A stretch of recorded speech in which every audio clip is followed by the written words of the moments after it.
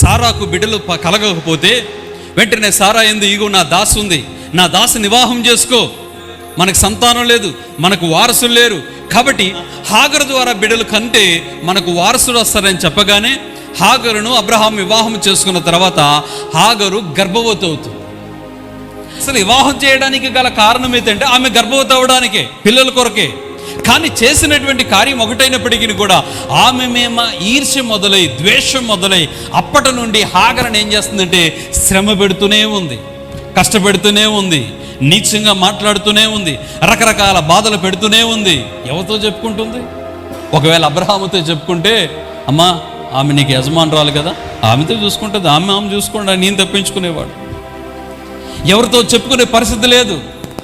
గర్భవతిగా ఉన్నటువంటి ఆమె దీనురాలుగా వేదనతో చదువుతున్నప్పుడు అప్పుడు దేవుని దూత వచ్చింది. దేవుని దూత వచ్చి మాట్లాడుతుంది, హాగరు భయపడవద్దు, నీ శ్రమను దేవుడు చూశాడు. ఆమెన్, హల్లెలూయా. నీ శ్రమ నీ భర్త పట్టించుకోలేదు, నీ భర్త లేకపోతే నీ శ్రమ నీ తోబుటులుగా ఉన్నటువంటి సారాయి నిన్ను పట్టించుకోలేదు, నీ తోటి వారు పట్టించుకోలేదు, కానీ నీ శ్రమను పడుతున్నటువంటి కష్టాన్ని దేవుడు చూశాడు.